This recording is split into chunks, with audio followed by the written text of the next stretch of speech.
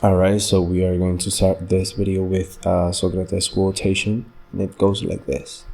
The only true wisdom is knowing that you don't know nothing. That means that maybe sometimes we can ignore some information or knowledge about different areas, and some people may know about those areas and we are going to be ignorant.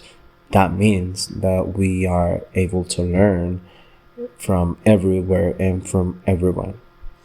Once said that, this video is going to be about dropping letters on how to read articles for writing, and we are going to be answering some questions for you guys to have a better idea about how to use citations or quotations, or how to use citations on articles or essays. So let's start. The question number 1 says, what is an adequate source to cite for an essay? And the thing is that sometimes plagiarism comes not intentionally from a person. It's like when we are writing, we're looking for information online, and we can have many websites that have some interesting information. For example, Wikipedia is like basically a place where we can find a lot of information, but the thing is that that place is not reliable. That website is not reliable because anybody can go in there and edit the information and add some fake information. So the adequate sources to use for citing on an essay are encyclopedias, like textbooks, websites with edu or org domains, and news sources with first-hand reporting, because all those sources are more reliable than that, because there is not like the availability to edit that information. The people who is doing that information, who is making that information, is doing it officially, so they cannot have fake information because they can get in trouble. Question number 2 says, what is an article? Basically, an article is something that we can use to evidence our thoughts, our comments, our information, or we can use it to talk about a single topic. For example, if we want to attract young people, we must write on our article in an informal way, using slangs, talking about like controversy and stuff. Or if we want to attract adult people, we need to be like really precise, we need to be concise, we need to be formal, we need to talk in an academic way, so the adult people is going to be more attracted to our article. So we must be aware about what are we going to write, so that way we are going to be focused on a single audience to our article. The question number 3 says, where can I get the articles? And it is an interesting question, since we have the physical forms like the newspapers, the magazines, but we also have some online tools, some online resources. And one that I will actually recommend is Microsoft Academic, since we are going to be, is something like a search engine. So if we look for an article, then we are going to be able to find some similar articles, maybe with similar information that we might be interested in. So if we learn how to use Microsoft Academic, we are going to have a tool where we can find some reliable articles with 100% real information, since they are going to have official sources to bring us to Microsoft Academic. Question number 4 says, what characteristics should have a source that we can cite? Well, when looking for information, we are going to find so many different sources, but we must focus on the references. We must focus on the authors, we must focus on the dates, and finally the DOI.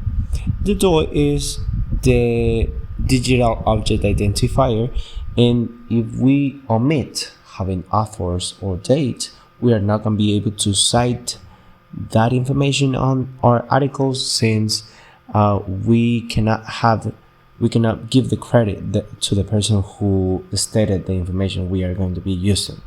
So it is really important to have authors, dates, and DOI. So that way we make sure that it is reliable information. Okay, let's continue talking about references. And the question number 5, it's the following. Which other materials can we cite? Okay, we must cite the source every time we incorporate research, words, ideas, data, or information that is not our own. While we are synthesizing and often summarizing many pieces of information, we must cite any concept that is not our own. This includes any source that contributes either directly or indirectly to our knowledge and understanding of the material and the formulation of our argument. For example, we can cite books, encyclopedias, ebooks, web pages, journals, researches, artworks, and government documents. Now let's move on to the question number 6, and it says, how should we extract information of our essay? Firstly, we must decide the part of the text we want to use in our writing and identify the type of source it has, if it is primary source or secondary source. There are two types of sources. The primary source provides direct evidence about your topic, and the secondary source provides an interpretation or commentary on the primary source. However, there are two ways to use the information to avoid plagiarism and not only copying and pasting. In the thick of them, we have direct quote and indirect quote. Both direct quote use the information from the original. The direct quote also use the exact word and not more than 40 words. We must take care with that. While the indirect quote paraphrases the original word. Both direct and indirect quote need to be cited in the text and listed in the preferences page. Now let's move on to the question number 7. How much material do I need to build a proper essay? There is not an exact or an specific number about how much material do we need to build a proper essay. However, you should aim to provide enough evidence and analysis to fully develop your argument and support your writing. Around the 30% of the essay must be based on quotes and references, such as articles and researches. Also, in an essay can be included details, examples, and explanations. Now, let's move to the question number 8. How do I reference the material? First of all, to create a reference, we need a citation, and there are two types of text citations in APA format, parenthetical and narrative. We have an example in here about what is narrative citation and parenthetical citation.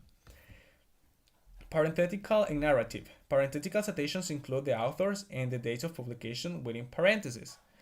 Narrative citations intertwine the author as a part of a sentence with the date of publication in parentheses. Here we have the narrative citation includes only the date in parentheses, and the parenthetical citation includes the name and the date of the reference and also the information.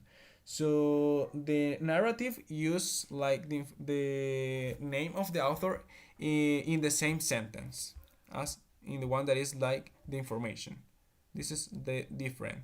Now let's move to how to create a reference. We have in here the idea about what a reference is, and we have first the author surnames, and we have to write the initials.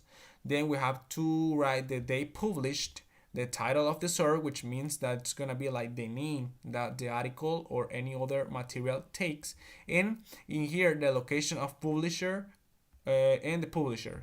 We need to address.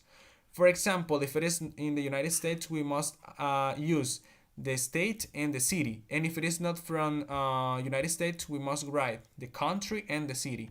And lastly, we need the URL, which is the link that is going to help us to find the source, but it is only if our work or our source is online. Now let's move on to the question number 9, which is the last one. And it says 5 useful tips to be a better writer. The first tip: read widely. You need to read widely and often. It helps you to develop an understanding of different styles, genders, and techniques. Also, it improves your vocabulary. Number 2, write regularly.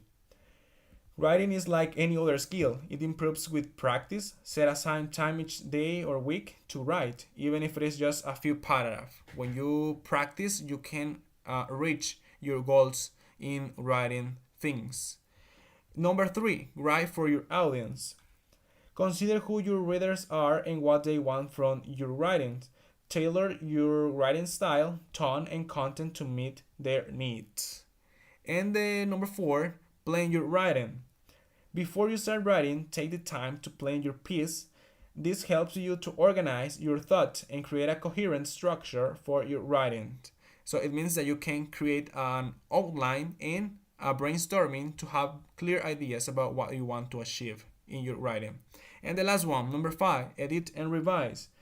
Good writing requires editing and revising. Once you have completed your first draft, go back and revise it, focusing on grammar, sentence structures, and clarity. Also, you can ask questions to yourself according to the coherence that the text or your essay has. And you can take a look about the linking ideas and the logical movement that it has between one idea and the other. It has been everything for today. Hope you like it.